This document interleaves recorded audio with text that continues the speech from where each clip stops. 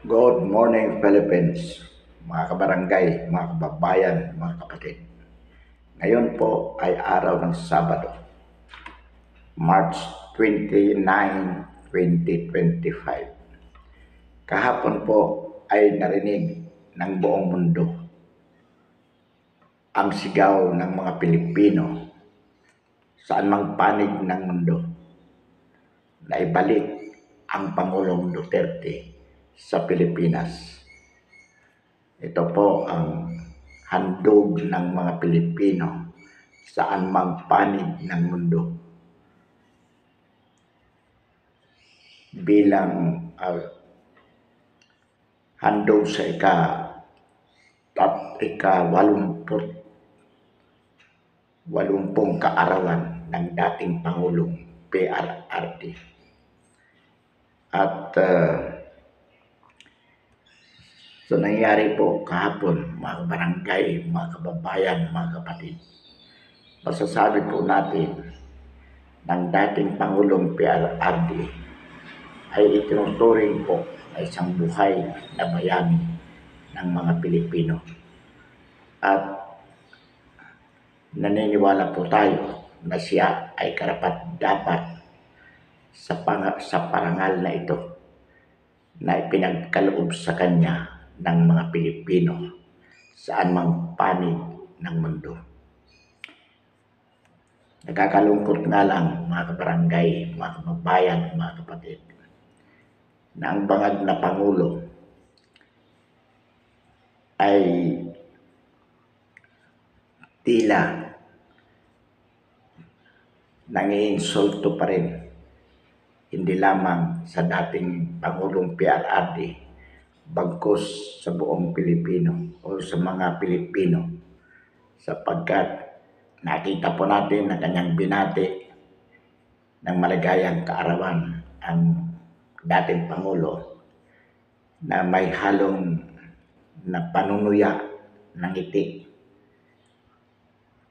Alam naman po natin na ito ay ngiti ng isang Judas na nagkanulo sa ating Pangulo upang isuko sa mga banyaga. Ito po ang nakakalungkot na bahagi sa buhay ng mga Pilipino. Yung mismo ang bangag na Pangulo ang siyang nag-deliver, nagdala sa ICC sa dating Pangulo upang doon ay litisin at hatulan.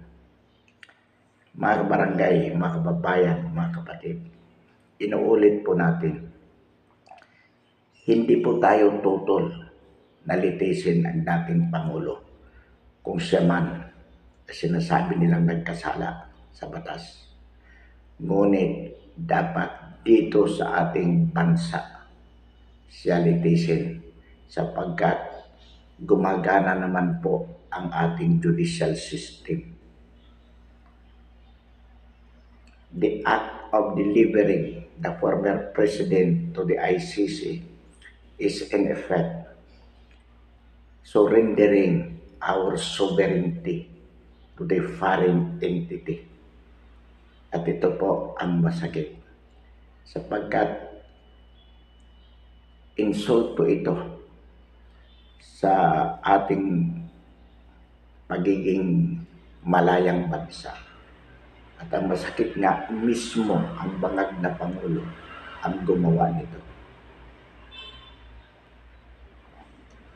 Narinig po natin si Boyeng Rimulya, ang sabi niya, nung tinanong siya, bakit hindi ninyo dito idinimanda ng EJK ang ating Pangulo? Bakit kailangan doon sa ICC? Ang sabi ni Boyeng Rimulya, kasi takot ang mga testigo, takot ang mga piskal sa mga pulis. Imagine, mismo yung kanyang mga tauhan, yung mga piskal niya, sapagkat bilang DOJ Secretary si Boyeng Rimulya po ang boss ng mga prosecutors. Imagine para insultuhin niya ang kanyang mga abogado, mga piskalas at prosecutors para sabihin sa buong mundo na ang mga piskal ay takot sa mga pulis. Yan po ay insulto sa propesyon ng abogasya. Dapat ikundina ito ng mga prosecutors itong sinabi ni Boyeng Rimulya. Pang-iinsulto po sa kanilang propesyon. Hindi po ganyan po ka mga sinungaling ang mga tao sa gobyerno. Sasabihin po, hindi kasi ang mga pulis noon ay mga kumbaga parang mga goons. So yan ulit ay pang-insulto sa institusyon ng PNP. Kaya dapat po mismo ang PNP, ang mga prosecutors na iniinsulto mismo ng gobyerno ay pumalag na po dito. Katunayan, narinig din po natin si Chis Escudero. Ang sabi niya, bakit pa ulit-ulit na sinasabi ni BP Sara na dapat nakialam dito ang Armed Forces sapagkat tungkulin ng Armed Forces sa pamamagitan ng PSG na protektahan hindi lamang ang kasalukuyang Pangulo bagkus pati ang dating Pangulo. Kaya ang sabi ni Chis Escudero, ito ay pang-udyok sa bahagi ni BP Sara na makialam ang Armed Forces sa gulo ng politika sa Pilipinas na ayon sa kanya ay hindi dapat mangyari.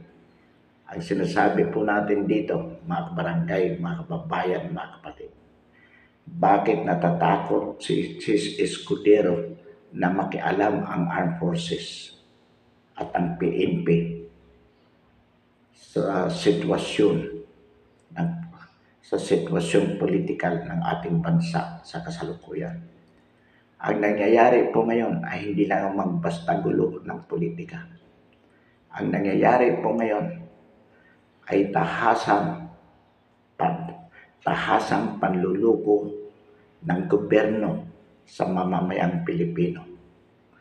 Tahasang pagnanakaw sa kaban ng bayan. Ito po ang panahon na pinakamataas ang antas ng katiwalian sa lahat ng ahensya ng pamahalaan, maging sa Armed Forces at sa PNP, sapagkat ang mga matataas ang ranggo ng mga general sa PNP at sa Armed Forces ay sinusuhulan po ng kasalukuyang gobyerno. Ang Kongreso, lalo na po ang Kamara, sinusuhulan po ng bangag na Pangulo at ng Speaker of the House na kanyang pinsang buo sa katauhan ni Martin Romualdez. Binabayaran po ang lahat ng ahensya ng pamahalaan. Nang sa gayon, maging sunod-sunuran ito sa lahat ng kagustuhan nila na lukuhin po ang sambayan ng Pilipino. Kung obserbahan po natin mga kabarangay, mga kababayan, mga kapatid, lahat po ng sinasabi mismo ng Pangulo ay panluluko, pambubudol sa mamayang Pilipino. Narinig po natin ang Pangulo, sabi niya, tulungan niyo ako na paunlarin ang buhay ng bawat Pilipino. Tulungan niyo ako na ipaglaban ang kalayaan. Protektahan po natin ang bawat Pilipino. Gawin ninyo ito sa pamamagitan ng pagboto sa lahat ng mga kandidato ko sa senatorial slate ngayong May 2025. Mga kabarangay, mga kababayan, mga kapatid, nasaan ang pangako na yan simula nang umupo ang bangag na Pangulo? Lalo pong nasadlak sa kahirapan ang sambayan ng Pilipino. nasaan yung ipinangako niyang pagpapaunlad sa buhay ng bawat Pilipino. Lahat po kasinungalingan. Sinabi niya na hindi makikipagtulungan ang pamahalaan ng Pilipinas sa ICC sapagkat tayo ay hindi nakasapi. Wala tayong tungkulin na makipagtulungan. Ngunit ayon sa ICC mismo, si Pangulong Marcos ang nagbigay sa kanila ng mga ebidensya laban sa dating Pangulong PRRD tungkol di umano sa AGK. At alam po naman natin na kaya ginawa ang Quadcom na hanggang ngayon ay patuloy ang hearing ay upang makakuha lamang ng mga ebidensya di umano laban sa AGK. At ito po ay ibinigay mismo ng pamahalaan ng gobyerno ng bangag na Pangulo sa ICC itong mga papilis na ito. Na panay naman kasinungalingan sapagkat ang mga testigo ay mga posers, mga drug addict na mga nakakulong na kinuha sa kulungan ng Quadcom upang mag-testify laban sa dating Pangulo. At nalaman din po natin na kahit wala pang warrant of arrest na inisyo ang ICC, ipinahuli na ng bangag na Pangulo si PRRD at idiniliver sa ICC upang doon ay litisin, ikulong at hatulan. Mga kabarangay, mga kababayan, mga kapatid, ito po ay tahasan na pangkagago sa sambayan ng Pilipino. Nakakasuka po. Hindi na maatim ang mga kasinungalingan ito ng kasalukuyang gobyerno. Lahat po, kung obserba natin yung mga trolls, yung mga tagapagtanggol ng kasalukuyang gobyerno, ay makikita po natin that they are specializing the art of lies with the hope to convince the Filipino people that what they are feeling are the truth. Where in fact, it is not. Ganyan po kasama ang kasalukuyang gobyerno. Mismo ang mga retired generals ng PMA ang nagsasabi na talagang sila man ay sukang-suka na sa katiwalian ng kasalukuyang pamahalaan. Kaya ang atin pong panawagan sa hanay ng Armed Forces of the Philippines at sa Philippine National Police, gumising na po kayo. Pakinggan po ninyo ang masang Pilipino na sumisigaw ng Marcos resign. At kung hindi po kusang loob na magbibitiw ang bangag na Pangulo, dapat po kumilos ang sandatahang lakas at ang Philippine National Police, ang kapulisan, upang patalsikin sa tulong po ng mga mamamayan ang kasalukuyang bangag na Pangulo. At magdeklara po tayo ng revolutionary government upang buwagin ang pinakatiwaling kongreso sa kasaysayan ng Pilipinas.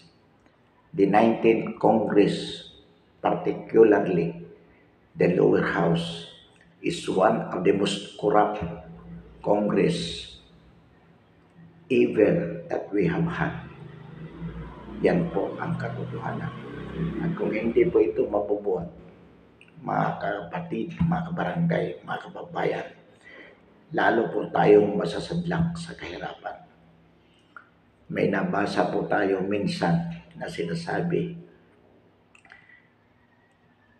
na ang pinansyal na institusyon sa Pilipinas, ang DBP at ang Land Bank, ay pwede na pong mag-collapse. Bakit? Sapagkat malaking halaga ang kinuha dito upang ilagak sa Maharlika Funds na hindi na natin naririnig kung nasaan yung pondo na yan. Ang huling narinig po natin tungkol dyan Si Lisa Araneta Marcos, yung bangag na First Lady, ang namamahala dyan. So ano po ang implikasyon? Kinurakot na po, ibinulsa na po ni Lisa Araneta Marcos yung mga pondo na yan. Sapagkat wala na po tayong naririnig. Imagine, bilyon-bilyon pera. Nagagalit po sila sa mga kritiko ng pamahalaan at sinasabi na itong sinasabi natin, lahat ay fake news. Gayong mismo ang pamahalaan ito, ang fabricator ng mga fake news. Halimbawa po dyan, mga kabarangay, mga kababayan, mga kapatid. Sinabi ng bangag na Pangulo nung nakaraang SONA na nakumpleto na ng kanyang pamahalaan ang 5,500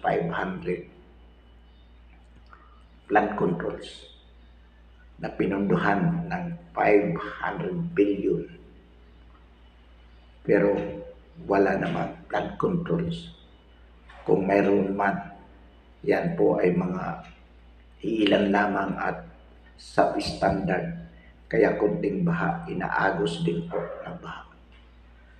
Sinasabi ng bangag na Pangulo na ang bigas ay pabababain niya hanggang 20 kilos, 20 pesos per kilo.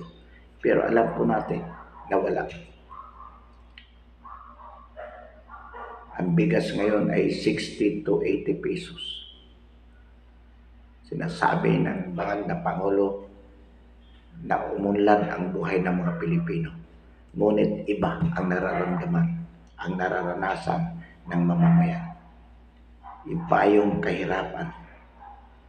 So ano po ang ibig sabihin nito, mga kabarangay, mga babayan, mga kapatid? Lahat po tayo sumisigaw ng matinding katiwalian sa pamahalaan. Lahat po tayo ay sumisigaw na dapat magbitiw na ang bangag na Pangulo. Dapat pakinggan ito ng mga kapulisan at ng mga kasundaluhan. Ang tunay na pulso ng bayan dapat patalsikin sa palasyo ang bangag na Pangulo kasama ang kanyang mga alipuris na siyang nagkukontrol sa pamahalaan. Sapagkat naniniwala po tayo na ang bangag na Pangulo ay wala ng kontrol sa gobyerno. Siya po ay parang robot na ginagamit na lamang ng mga taong nakapaligid sa kanya na nangungurakot, kanya-kanya pong kurakot sa pamahalaan. Itong bangag na Pangulo, palibhasa nga bangag, ay tao-tauhan na lamang, inuutusan na lamang. Una po dyan yung kanyang asawang si First Lady Lisa Araneta Marcos, ang unang kumukontrol po sa bangag na Pangulo. So in effect, the one running the government is no longer the president but his wife na wala naman pong mandato. At ang masakit po dyan, ang babaeng ito ay walang ginawa kundi mangurakot, magpayaman at the expense of the Filipino people. At ang malalaking tao sa pamahalaan ay nagiging kakampi po nila sapagkat binabayaran po ng malaki. Katulad ng mga general, both in the armed forces at sa PNP. Kaya ang panawagan po natin is being addressed to the rank and file elements sa mga lower ranking officers ng armed forces at ng PNP. Kayo po ang pumalag. Kayo po ang mag-usap-usap. Magdeklara ng withdrawal of support to your commander-in-chief na isang adik, na isang bangag. Sapagkat wala po tayong maasahan sa mga high-ranking officers sapagkat sila po ay nababayaran. Nabili na po pati ang kaluluwa nila ng bangag na administrasyong ito. Kaya mag-isip po kayo. Kung tunay na kayo ay naglilingkod sa sambayan ng Pilipino, ito na po ang panahon para kumilos kayo. Later will definitely be late. Sabi nga ng isang kanta, it's now or never. Sapagkat pag pinatagal pa po natin ito, mga barangay, mga babayan, mga kapatid, magigising na lang tayo isang umaga na napakadilim na ng kinabukasan ng sambayan ng Pilipino. Bagsak na po, ninakaw na nila lahat ang ating kabuhayan at sila ay lilipad na lamang patungo sa ibang bansa. Iiwanan ang Pilipinas na nasasadlak sa kahirapan. So kailangan gumalaw po tayo habang may panahon pa. Kailangan kumilos po ang sambayan ng Pilipino. At yan naman ay naipakita kahapon na talagang sila ay kumilos at nagpapahayag ng kanilang tunay na saloobin sa kasalukuyang administrasyon. At ito ay kanilang kinamumuhian at isinusuka. So ang kailangan na lamang po ay ang suporta ng kasundaluhan at kapulisan. Kayo po ang magpahayag sa inyong hanay na kayo ay tapat sa inyong tungkulin na protektahan ang sambayan ng Pilipino laban sa mga tiwaling opisyal na nambubudol sa sambayan ng Pilipino. Don't allow to be used by this addict president. Wag po kayong basta sumunod lamang sa inyong mga opisyalis na alam naman ninyong binayaran upang pagnakawan ang sambayan ng Pilipino. Ang sabi nga po ni General Magalong at tayo po ay naniniwala dito ng 2025 budget is being manipulated to become an election fund ng bagong alyansa ng Pilipinas sa ilalim ng bangag na Pangulo. Mga kabarangay, mga kababayan, mga kapatid, pansamantala po, wakasan natin ang ating talakayan ngayong umaga. Muli, marami pong salamat.